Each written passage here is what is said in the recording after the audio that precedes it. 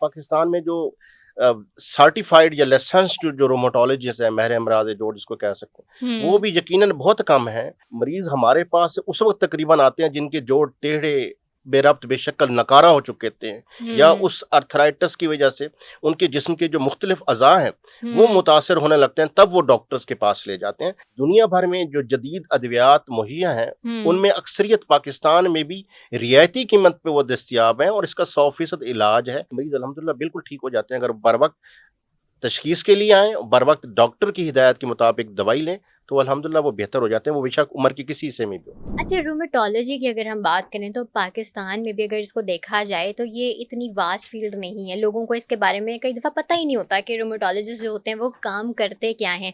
तो आपको नहीं लगता कि अगर किसी को आर्थराइटिस का मसला है तो वो बहुत ज़्यादा नेग्लेक्ट हो जाता है, क्योंकि वो जिस भी फिजिशियन के पास जाते हैं, डॉक्टर के पास जाते हैं, वो सबसे पहले तो उसको डायग्नोज ही नहीं कर पाते।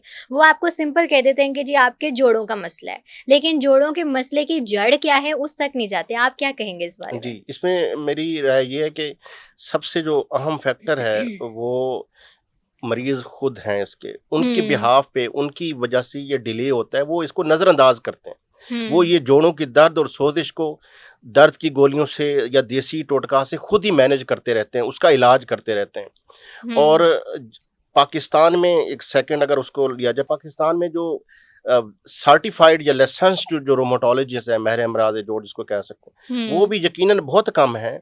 लेकिन जो rheumatologist physician, rheumatologist versus family physician, rheumatologist versus orthopaedic का जो एक वर्किंग रिलेशन है वो बहुत अच्छा है। जब हुँ, ये पेशेंट जो कि अर्थराइटिस से मुतासर होते हैं, इन हमारे जो हेल्थ केयर के प्रोवाइडर्स के पास पहुँचते हैं, वो कोई भी किसी भी शक्ल में हो, फिजिशियन हो, ऑर्थोपेडिक सर्जन्स हों, फैमिली फिजिशियन हो, तो वो हमें टाइमली रेफ़र करते हैं। हुँ, हुँ, मेन जो फैक्टर है वो डिले का, वो पेशेंट के बिहाफ़ पे है।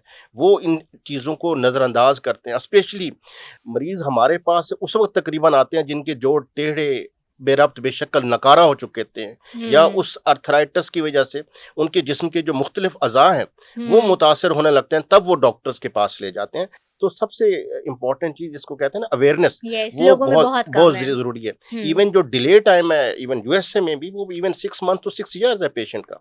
सो राइट, सबसे ज़्यादा अगर अगर आप मेरे से पूछें तो अवेयरनेस बहुत ज़रूरी है सोसाइटी में, और इसमें सबका रोल है। रोमाटोलॉजिस्ट का भी है, ऑर्थोपेडिक का भी है, जो प्राइमरी हेल्थ केयर पे लोग हैं उनका भी रोल है कि वो लोगों को अवेयरनेस दें, और अर्ली बेसिस पे मरीज़ों को, क्योंकि इसकी बरवक़्त तशख़ीस और बरवक़्त इलाज बहुत ज़रूरी है।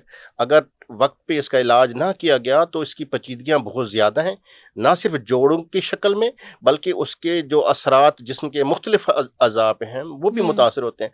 जैसे जिल्द है, असाबी हुँ, कमज़ोरी है, हुँ। फेफड़े और भी जिस्म के अज़ा मुतासिर होते हैं, अच्छा, क्योंकि वो कुछ कॉमन सिम्पटम्स मैं आपसे जानना चाहूँगी कि अगर हम इसे नेग्लेक्ट कर देते हैं तो किस तरह से मुतासिर करता है? देखें, आपके इसमें अगर मैं अर्थराइटिस की बात कर रहा हूँ, बेशक वो बच्चों में हो या हुँ, दरमियानी उम्र के लोगों में हो, मर्द व ख़वातीन में या बड़ी उम्र में, तो उसमें इसकी वजह से मुख्तलिफ है। मैं रूमेटॉइड अर्थराइटिस से रिलेटेड बात करूँ, उसमें ये है कि एक तो जोड़ आपके नकारा, बेरब्त, बेशक्ल हो जाते हैं। हुँ, इवन लोग जो रूटीन के मामलात हैं, वो भी नहीं कर सकते, गिलास नहीं पकड़ सकते, अपने घर के जो मामलात हैं, उनको सरअंजाम नहीं दे सकते। और जब वो मर्ज़ ज़्यादा शक्ल इख्तियार कर ले जाता है, तो आपके असाबी हुँ, सिस्टम को जो है वो नुकसान देता है, आपके फेफड़ों पे उसके असरात हैं, इसके अलावा दिल पे भी असरात होते हैं, इसके अलावा दिमाग पे भी हैं, आपकी जिल्द पे भी असरात हैं। तो ये बीमारी अगर बढ़ जाए तो आपके मुख्तलिफ अज़ा को मुतासिर करती है। राइट। अच्छा, अब इसके ट्रीटमेंट की तरफ हम आते हैं। इसको ट्रीट करने के क्या-क्या तरीके हो सकते हैं? देखें, ये जो सबसे अहम बात है जिसकी वजह से आपने शुरू में भी कहा कि डिले किसके हुँ, बिहाफ़ पे होता है। डिले में वो ये होता है कि पेशेंट रूटीन में अपने ओवर द काउंटर दर्द की गोलियाँ, जिसको मैं पेन किलर कह दूँ या स्टेरॉइड्स हैं, हुँ, वो खुद ही यूज़ करते हैं। लेकिन वो मसले का मुस्तकिल हल नहीं है। अगर हम लोग भी एज़ ए रोमाटोलॉजिस्ट भी वो तजवीज़ करते हैं किसी भी मरीज़ को, तो हम वक़्ती तौर पर दे देते हैं, लेकिन इसका 100% इलाज मुमकिन है। दुनिया भर में जो जदीद अद्वियात मुहैया हैं, हुँ। उनमें अक्सरियत पाकिस्तान में भी रियायती कीमत पे वो दस्तयाब हैं, और इसका 100% इलाज है, और इसकी पेचीदगियों से बचा जा सकता है।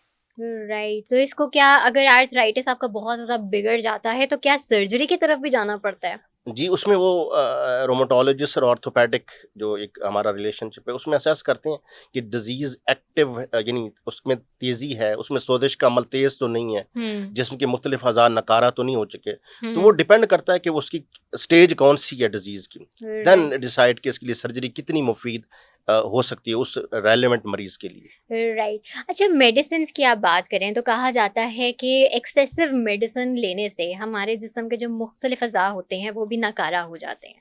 तो अब आर्थराइटिस में जैसे अब हमारे लोगों को क्या आदत है, सोशल मीडिया पर जाते हैं, ट्रीटमेंट वहाँ से देखते हैं, बगैर डॉक्टर के पास जाए उसको फॉलो करना शुरू कर देते हैं। डायग्नोज भी नहीं होता उनको ये मसला है या नहीं है।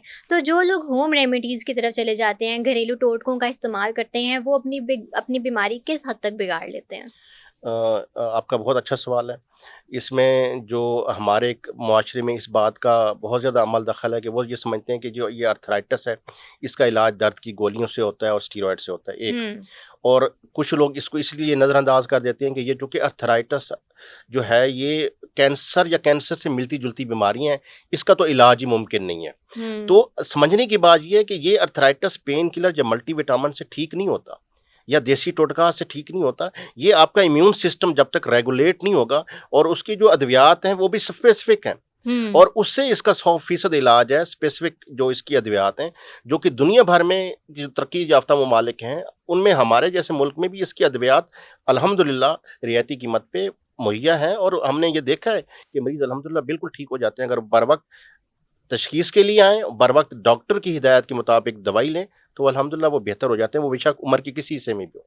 राइट। नाजरीन, हमारा ये वर्ल्ड आर्थराइटिस डे के हवाले से आज ये बहुत स्पेशल सेगमेंट है क्योंकि लोगों को आर्थराइटिस के हवाले से अवेयरनेस की बहुत ज़्यादा ज़रूरत है क्योंकि लोग इसको समझ ही नहीं पाते कि आर्थराइटिस है क्या। हमारे जोड़ों में दर्द होता है, हम सीधा सीधा फिजिशियंस के पास चले जाते हैं और घरेलू टोटकों का इस्तेमाल करना शुरू कर देते हैं, अपनी डाइट में खुद ब खुद चेंजेस आना शुरू कर देते हैं, मल्टी वाइटामिन खाना शुरू कर देते हैं और असल जो रीज़न होती है उसको बिल्कुल समझने की कोशिश नहीं करते। तो मैं उम्मीद करती हूँ कि हमारा ये जो आज का सेगमेंट है वो आप लोगों के लिए काफ़ी मुफीद साबित होगा।